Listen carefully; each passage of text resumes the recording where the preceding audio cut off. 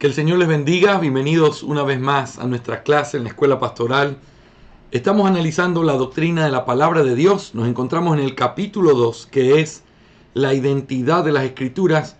Y desde el día de ayer estamos haciendo un excursus o algo aparte del contenido de la materia que lo complementa y que tiene que ver con el tema de la inerrancia de las Escrituras. El día de ayer, en nuestro primer excursus, miramos un poco el contexto y tratamos de rastrear desde el tiempo de después de la Reforma, la parte del modernismo, cómo el liberalismo entró, cómo el liberalismo comenzó a tener diferentes injerencias dentro de la teología, cómo nació la alta crítica y también la neortodoxia, luego cómo eso comenzó a golpear todas las partes en Europa y también en América, y luego cómo se pudo levantar algo tan precioso como fue la Declaración de la Inerrancia de las Escrituras de Chicago en 1978. En este segundo excursus, que mi intención es poder profundizar un poco más sobre este documento llamado la Declaración de la Inerrancia de las Escrituras, yo quisiera en las próximas dos clases, esta y la próxima, poder analizar un poco este documento mirándolo en su contexto y mirando algunas cosas que son importantes para entenderlo. Así que vamos a empezar mirando en primer lugar una introducción a la Declaración de la Inerrancia de las Escrituras de Chicago de 1978. Entender el contexto específico en el que esta declaración fue dado nos ayuda a entender más profundamente el contenido de sus afirmaciones. Como dijimos anteriormente, este documento fue el resultado de la primera reunión convocada por algo que se llamó el Consejo Internacional de Inerrancia de la Biblia o Bíblica, liderada por hombres como R.C. Sproul y James Montgomery Boyce, entre otros. Lo que sucedió en aquellos días era el creciente movimiento en declive que el liberalismo teológico estaba provocando en la cristiandad. El cuestionamiento de la confiabilidad de las Escrituras no era un asunto aislado de ciertas personas o solamente en el mundo académico, sino que había permeado ya las iglesias locales y algunas de las instituciones más importantes del mundo evangélico, tanto en Europa, en Gran Bretaña, pero también en América, comenzaron a ser golpeadas por eso. Uno de los monumentos más altos del cristianismo bíblico y reformado había sido alcanzado. Y me estoy refiriendo al Seminario Teológico de Princeton. Como ustedes notaron en nuestra clase anterior, mucho de este debate y mucha de esta lucha tuvo que ver con Princeton. Pero finalmente, el que fue una vez la casa de Graham Machen, de Van Til y de otros, y de Warfield, ahora se convertía en uno de los lugares donde Karl Barth iba a dar clases sobre neortodoxia. Había caído uno de los emblemas más altos de la cristiandad reformada en América. Y entonces lo que comenzó a pasar fue que todas estas cosas comenzaron a tener estragos sobre el mundo evangélico en esos días. Al cuestionar la veracidad del elemento sobrenatural, inevitablemente el liberalismo comenzó a cuestionar la inspiración de las Escrituras y por implicación su autoridad en la iglesia y en la fe cristiana del mundo moderno. El razonamiento sería algo así, escúchalo con atención. Si las cosas sobrenaturales no pueden ser probadas por la razón, entonces no hay manera de aceptarlas como verdaderas. Acuérdate cuál es el postulado. La razón es el juez. Entonces, se mete la Biblia bajo una examinación modernista y dentro de esta examinación se comienza a preguntar, ¿esto es conforme a la razón o no?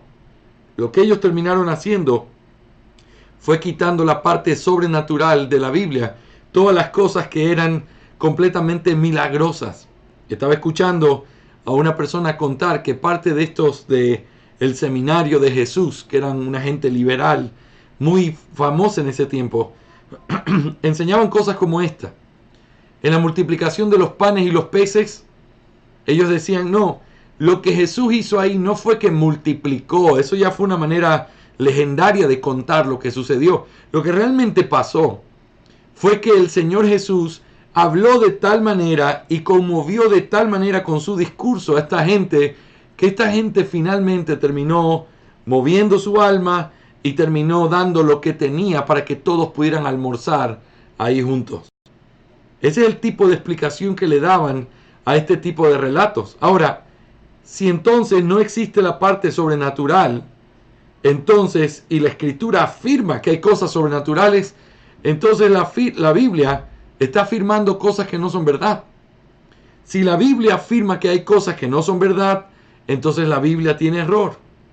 Si la Biblia tiene error, y entre paréntesis, que se puede entender, decían ellos, porque fue escrito por hombres, cierro paréntesis, como la Biblia tiene error, entonces no pudo haber sido inspirada por Dios, como se dice, porque Dios no tiene errores.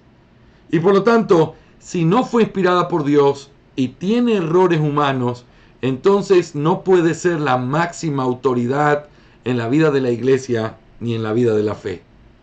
¿Entiendes el razonamiento? La Biblia no puede tener cosas sobrenaturales porque la máxima autoridad, que es la razón, dice que lo sobrenatural no se puede explicar. Entonces, como no se puede explicar, no es verdad. Y como la Biblia contiene muchos de estos relatos, entonces la Biblia contiene error. Si la Biblia contiene error, entonces la Biblia no fue inspirada por Dios. Y si la Biblia no fue inspirada por Dios, entonces la Biblia no puede ser la máxima autoridad o la autoridad final a la cual nosotros apelamos todos nuestros criterios y toda nuestra fe. ¿Ves cómo va el razonamiento? ¿Ves cómo funciona o cómo se conecta todo este tema? Esto es un asunto sumamente importante que requiere el ser revisado por nosotros y analizado de esta manera. Así que, mis hermanos, este es el contexto en que nosotros nos encontramos en medio de toda esta lucha, en medio de la controversia que rodeaba a lo que iba a ser el inicio de esta declaración de Chicago. Ahora, ¿qué más? Aunque esto era lo que estaba pasando en el mundo, el contexto inmediato que llevó a hombres como el Dr. R.C. Sproul y otros para que se pudieran reunir y comenzar a hablar sobre este tema y comenzar a idear lo que después se llamaría el Consejo Internacional de la Inerrancia de la Biblia, lo que realmente, digamos así, hizo que eso realmente sucediera, fue un libro que se publicó en esos días. Ese libro llevaba por título La autoridad y la interpretación de la Biblia, un enfoque histórico. El caso es que este libro fue escrito por dos hombres que tenían muchísima importancia, muchísima fama dentro de los círculos presbiterianos. El uno era Jack Rogers y el otro fue Donald McKim. Rogers había sido profesor de filosofía en el seminario o en el colegio o en la Universidad Westminster que quedaba en Pensilvania. Eso fue entre los años 1963 a 1971. Pero luego, cuando este libro es escrito, él es profesor nada más y nada menos que de teología filosófica en el seminario Fuller. Cuando uno lee el seminario Fuller sobre su importancia en esos días, realmente este seminario tenía un lugar muy importante. Muchos grandes hombres de Dios que hoy son muy reconocidos tuvieron alguna relación con este seminario. Un seminario serio, un seminario que tenía una connotación muy ortodoxa. Y este hombre entonces era un hombre que enseñaba ahí, era profesor ahí, profesor de las doctrinas más importantes de todas, y tenía una gran fama en medio del círculo presbiteriano. Y también fue escrito, o fue el coautor de este libro, fue el Dr. McKim. En esos días, él todavía era un estudiante de su doctorado, pero era muy reconocido. Y los dos tenían esta influencia sobre los círculos norteamericanos presbiterianos. Ahora, escucha bien. Esto es lo que es importante saber con respecto a ese libro. ¿Cuál era la tesis de ese libro? ¿Y qué fue lo que movió, sobre todo por el mismo testimonio del Dr. Sproul, lo que lo movió a él a buscar gente para hablar de la inerrancia? En este libro, la tesis del libro era que la Biblia no demandaba para sí la idea de ser un libro inerrante. Fíjate, ellos decían, más o menos, esta es la idea, ustedes están demandando algo de la Biblia que ni siquiera la misma Biblia pide de ella. Ella en ningún momento dice que es inerrante, en ningún momento reclama inerrancia para ella misma. Y entonces comenzaron a decir que la inerrancia era básicamente un invento del seminario de Princeton. Acuérdate el problema, el seminario de Princeton o de los princetonianos que habían estado al principio, y de hombres como Graham Machen. Ellos decían, estas personas, Rogers y McKim, decían, ellos fueron los que se inventaron la inerrancia tomando o entendiendo, desviándose de la doctrina reformada y construyendo algo que ellos llamaron un escolasticismo post-reforma. Es decir, ellos llevaron a un extremo algo que en la reforma ni siquiera se enseñó. Ellos inventaron algo y están dándole una atribución a la Biblia que la Biblia no pretende y que nunca nadie en la historia lo ha creído. Ellos inventaron la inerrancia. Eso fue básicamente lo que ellos dijeron. Ahora, solo quiero darte una idea de la importancia que tuvo este libro. Ayer hablábamos y Denis me hacía una pregunta muy importante con respecto a cómo es que fue vencido. Bueno, la razón por la cual decimos que fue una batalla y que finalmente el fundamentalismo y estas versiones y estos principios de la inerrancia vencieron fue porque este tipo de libros eran libros tan populares y lo que ellos llaman la iglesia de la línea media, es decir, no iglesias que están completamente perdidas y que no saben nada de teología, tampoco iglesias confesionales serias. Esos son como los dos extremos. La iglesia de la mitad, que hoy por hoy sigue siendo así, la iglesia de la línea en medio, es el gran común de lo que la iglesia cristiana es. Hoy nosotros vemos la iglesia de la línea medio cantando canciones de Hillsong o haciendo cierto tipo de cosas que nosotros decimos, hay peligros y hay cosas que están mal. La iglesia de en medio está viviendo en conflictos y está coqueteando con el mundo en muchas cosas. Bueno, lo que la iglesia de en medio, no las confesionales y no las que simplemente tenían pésima doctrina, sino iglesias que estaban en ese centro evangélico, comenzaron a abrazar ideas como la que se postuló en este libro. Fíjate que ese libro fue seleccionado por la revista Eternity Magazine como el libro del año en el año que fue publicado, en el 79. Pero también en el 1980 la American Book Awards le dio o puso a este libro entre los 5 mejores libros en religión que habían salido en ese año. Imagínate la influencia.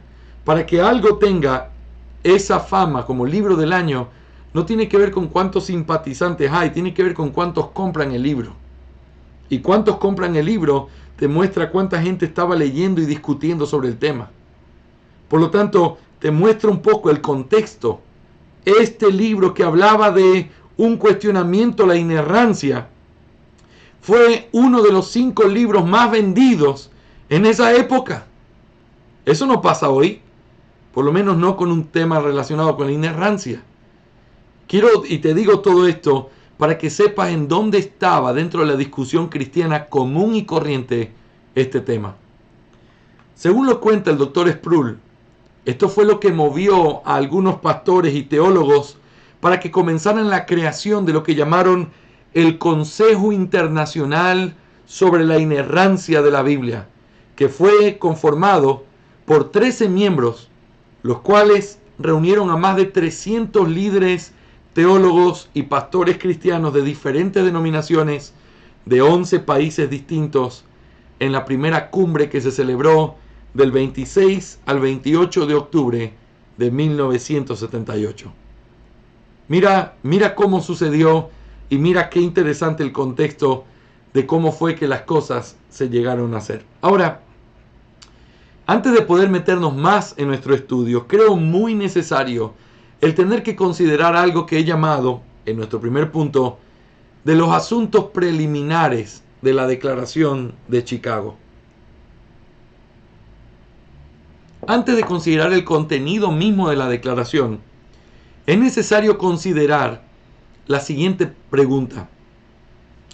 ¿Por qué se utilizó la palabra inerrancia para hacer frente a esta batalla? ¿Por qué se utilizó la palabra inerrancia? ¿Por qué ellos escogieron poner como título inerrancia en vez de otra palabra? ¿Por qué se llamaron el Consejo Internacional de la Inerrancia Bíblica? ¿Por qué? La pregunta surge porque hay una palabra más antigua que fue utilizada por muchos en el pasado, incluyendo las confesiones de fe, para poder defender el hecho de que la Biblia es adecuada en las cosas que dice, es decir, que no tiene errores. Y esa es una palabra que tú y yo conocemos. Esa palabra es infalibilidad. ¿Te acuerdas que en la confesión de fe nuestra aparece ya esta palabra? Estamos hablando de más de 300 años atrás. La palabra de Dios es la regla infalible. Según el diccionario, esta palabra significa literalmente que es incapaz de errar. Ahora escucha con mucha atención esto. La palabra inerrante significa simplemente sin errores. Y algunos concuerdan que la palabra infalible tiene la misma esencia que la palabra inerrante. Sin embargo, la palabra infalible es más fuerte y enfática que la palabra inerrante. Inerrante significa que no tiene errores. Infalible significa que no puede tener errores. Fíjate esta ilustración. Tú podrías escribir una hoja o escribir una copia de algo y hacerlo de una manera inerrante. Tú podrías copiar algo sin errores. Si lo hiciste sin errores y lo copiaste exactamente como está, tu escrito es inerrante. Pero aunque tú hagas un escrito inerrante, no significa que tú seas infalible. Infalible es la capacidad de no tener ningún tipo de errores en nada de lo que haces. Entonces, la palabra infalible ya estaba en el diccionario teológico. La palabra inerrante era la que estaba siendo atacada en esos días. La pregunta necesaria es, ¿por qué no usar infalible en vez de inerrante? Si es más fuerte infalible, ¿por qué no aplicarla? Bueno, déjame entonces mostrarte algunas razones por las cuales no se usó la palabra infalible, sino la palabra inerrante. En primer lugar, porque en medio de la controversia, la infalibilidad fue redefinida. El hecho de que la Biblia era infalible fue un aspecto redefinido, se le dio otro significado. Déjame explicártelo. Aunque infalibilidad es una palabra antigua y muy utilizada, en medio de la controversia comenzó a ser entendida como una referencia exclusiva a la certeza con la que la palabra de Dios se refería a las cosas relacionadas con la fe, no con las cosas históricas. Fíjate, en medio de estos debates, lo que se hizo fue que se le dio un significado al concepto de infalible. Si tú preguntabas, ¿tú crees que la Biblia es infalible? Ellos respondían, claro que la Biblia es infalible. Lo que ella enseña y lo que ella dice con respecto a Dios, con respecto a la fe, con respecto a la salvación, eso es completamente sin errores. Sin embargo, ellos enfocaron la palabra infalible y la mandaron como que aquí está todo el contenido de la Biblia, pero ellos dijeron, no es todo el contenido de la Biblia, solo la parte que habla de Dios y de la fe, esa parte es infalible. Cuando tú usas la palabra infalible, te estás refiriendo a esa parte. Eso fue lo que sucedió. El conflicto no estaba en reconocer que lo que la Biblia decía sobre la vida espiritual y la salvación era algo sin errores. No, todos estaban de acuerdo con eso. El problema era cuando la Biblia hablaba de partes como historia o partes como hechos científicos. Ellos decían, la Biblia tiene errores, no en las cosas espirituales, sino cuando te cuenta la historia, cuando comienza a dar números, cuando comienza a decirte alguna cosa así, ahí la Biblia tiene errores. Pero no, cuando se refiere a Dios y a la fe y a la salvación, eso es infalible. ¿Ves cómo se usó? La solución que la neortodoxia había propuesto era que la Biblia era palabra de Dios, pero no las palabras de Dios. Con lo cual afirmaban que por el hecho de que la Biblia fue escrita por hombres, tiene errores con respecto a cosas relacionadas a la narrativa o a la exactitud de ciertos datos, pero el Espíritu, esto es lo que hacía, sobreponía esos errores y lograba que quien leía pudiera entender la palabra de Dios a pesar de los errores humanos que lo envolvían. En eso para ellos consistía la iluminación. Pasar por alto los errores humanos para poder realmente mirar lo que Dios decía. En otras palabras, la Biblia era la palabra de Dios, pero en las palabras de hombres con errores.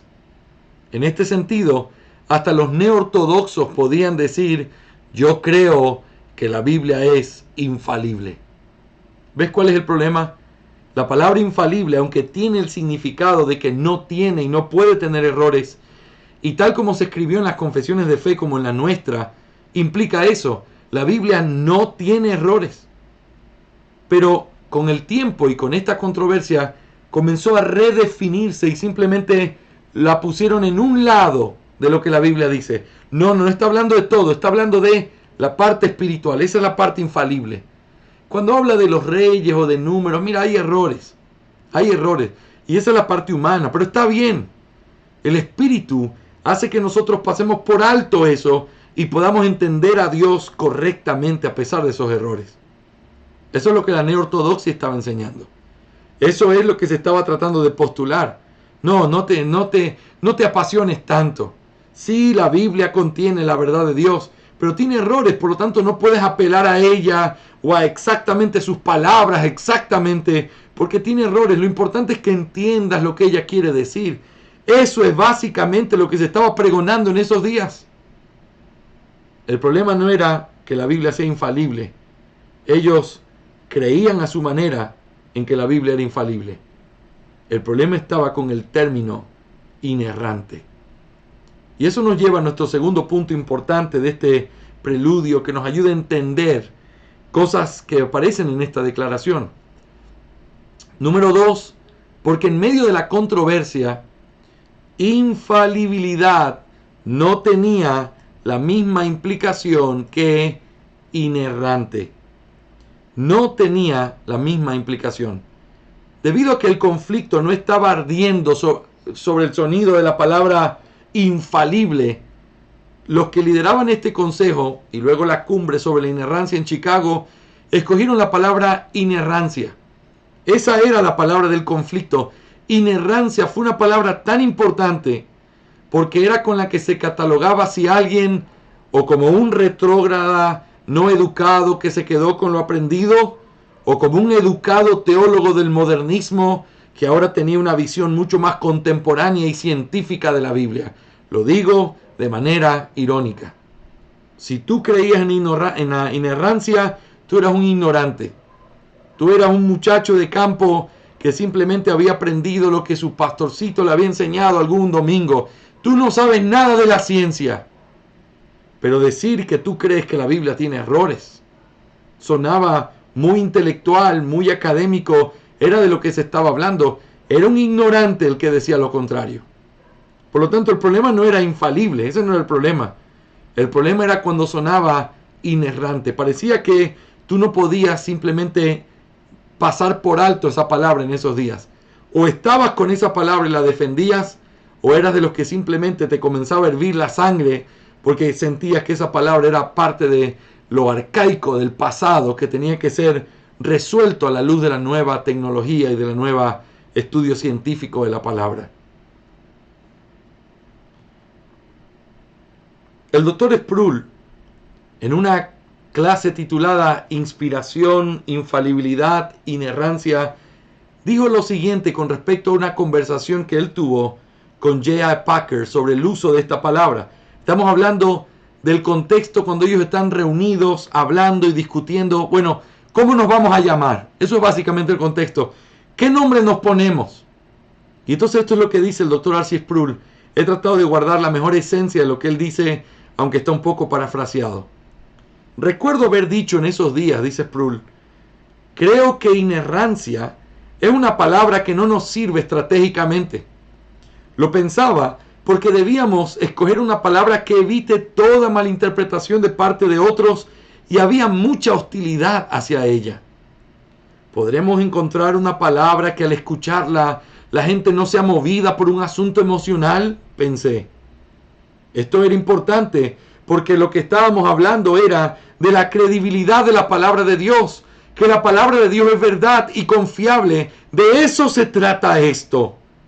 Entonces dije, necesitamos una palabra más neutral. Necesitamos un shibboleth. J.I. Packer dijo, en su inigualable manera, tan paciente y calmada, en una forma muy inglesa, prefiero el término inerrancia, porque es un shibboleth. En el Antiguo Testamento la palabra shibboleth era un código clave en una situación militar donde había espías tratando de ingresar al campamento de Israel, haciéndose pasar por judíos. Todo lo que el centurión tenía que hacer era decirle, di el código clave. Los que no eran judíos no podían decir shibboleth de la manera apropiada, sino solamente los que eran verdaderos judíos. Packer continúa, nunca se ha escrito una confesión de fe en donde las personas hayan tenido que suscribirse a esta verdad de manera honesta, que las palabras de este credo no hayan sido redefinidas o utilizadas de una manera en que nadie nunca las utilizó antes. La gente realmente tiene problemas con la inerrancia. Ellos no van a afirmar la inerrancia a menos que realmente crean en ella. ¿Por qué darles una manera fácil para que hagan trampa? Porque todo teólogo sabe lo que está contenido en inerrancia y lo que implica. Es una palabra importante y con significado. Quedémonos con ella, dijo Packer. Y entonces R.C. Sproul termina esta frase diciendo, yo fui persuadido por esa explicación. Lo que está sucediendo aquí es que esta escena, y mientras yo lo escuchaba el doctor Sproul diciendo esto, me imaginaba la escena. Una escena que tiene que remontarte a la verdadera razón en la historia por la cual se hicieron credos y confesiones.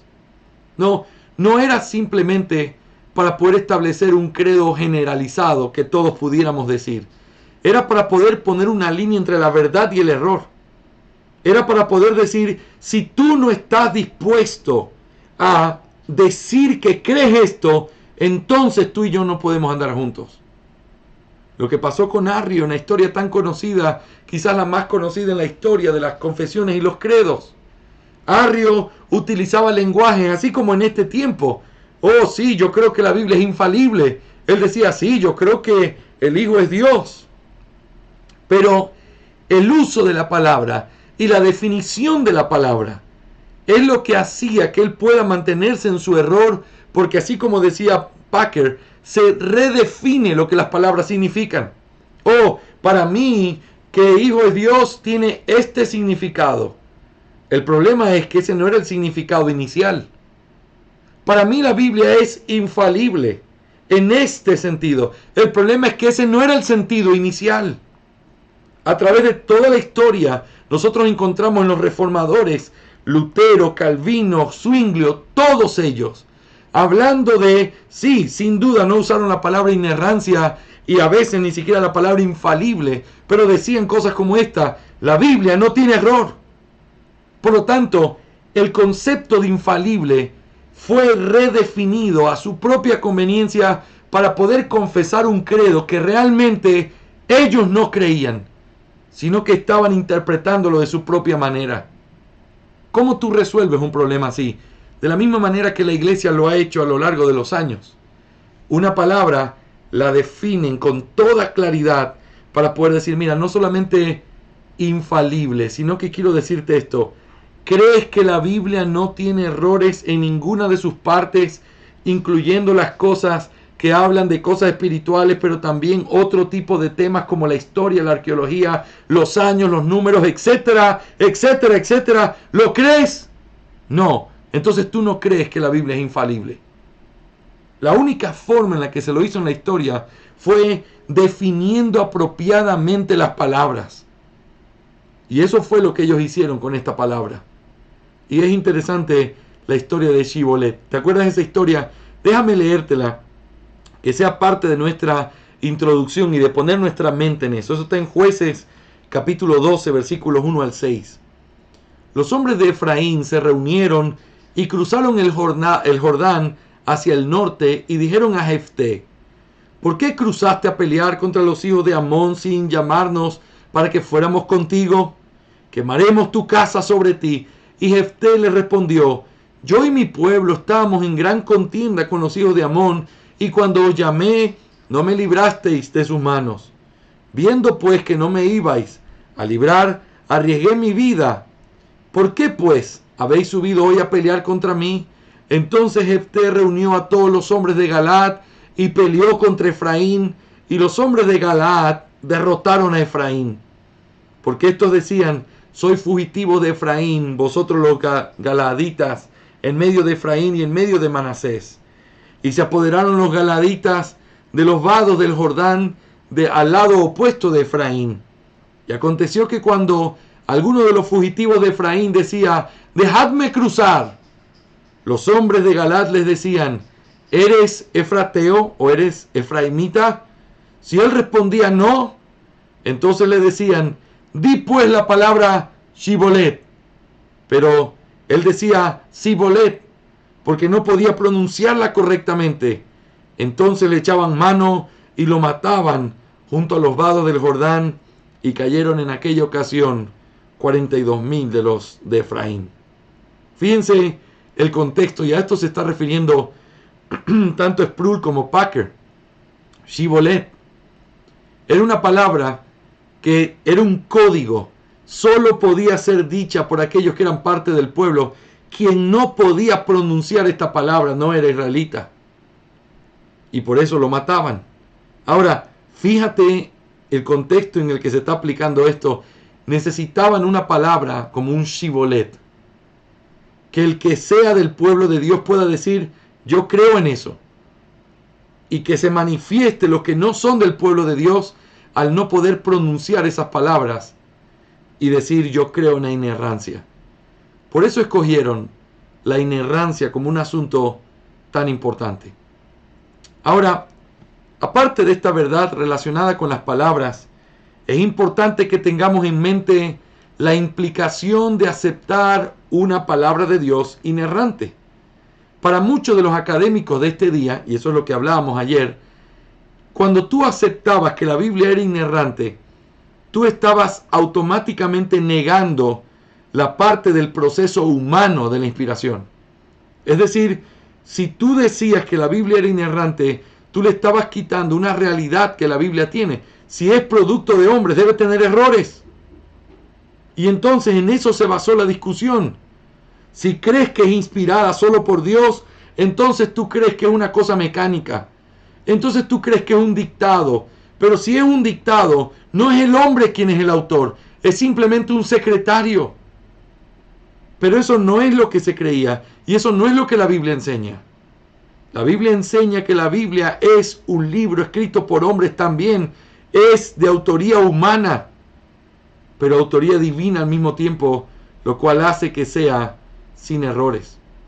Y ese es el punto clave, y es una implicación que ustedes y yo vamos a encontrar constantemente al analizar esta declaración. Ellos van a dejar en claro que la inspiración es completa, absoluta y es de Dios, y que la inspiración tiene una parte humana, pero que Dios obró en esa parte humana para que sea sin errores. Sin errores. Eso me lleva al segundo punto en esta tarde, de la estructura de la declaración de Chicago. De la estructura. Así que vamos a considerar este segundo punto, y con esto vamos a parar brevemente para poder tener una segunda clase sobre este tema. Pero la estructura de la declaración de Chicago. La declaración está conformada por 4 partes.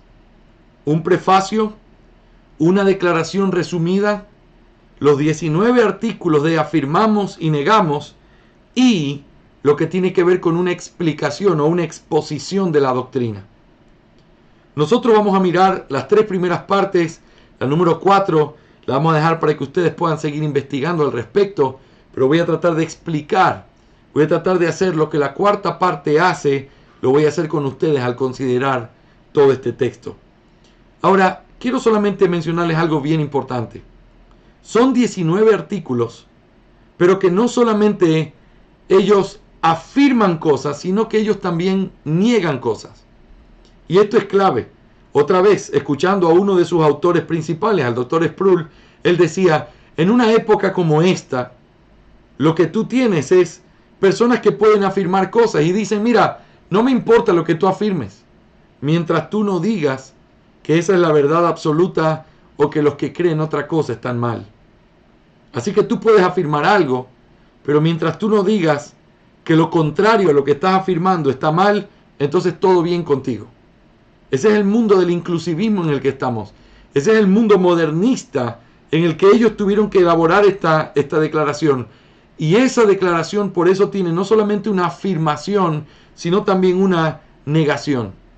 Es interesante que, por ejemplo, en los cánones de Dort, cuando uno los lee con detalle, se da cuenta que no solamente había una afirmación de la doctrina, sino un anatema, que es básicamente lo mismo.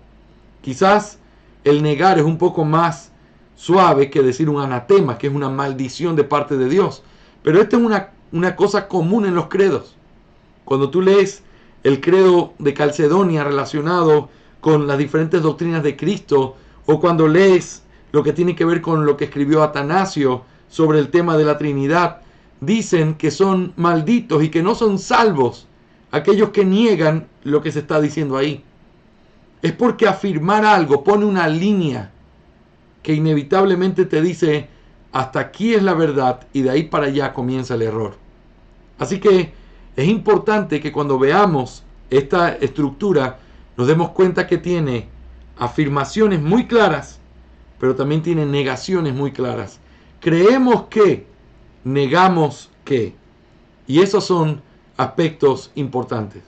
Mis hermanos amados, vamos a concluir aquí nuestra primera lección de esta tarde para poder dejar para nuestra segunda lección la consideración de lo que tiene que ver con estas tres partes de la Declaración de Chicago que revisaremos el día de hoy. Así que vamos a parar aquí y en unos minutos vamos a volver con nuestra siguiente parte de esta clase.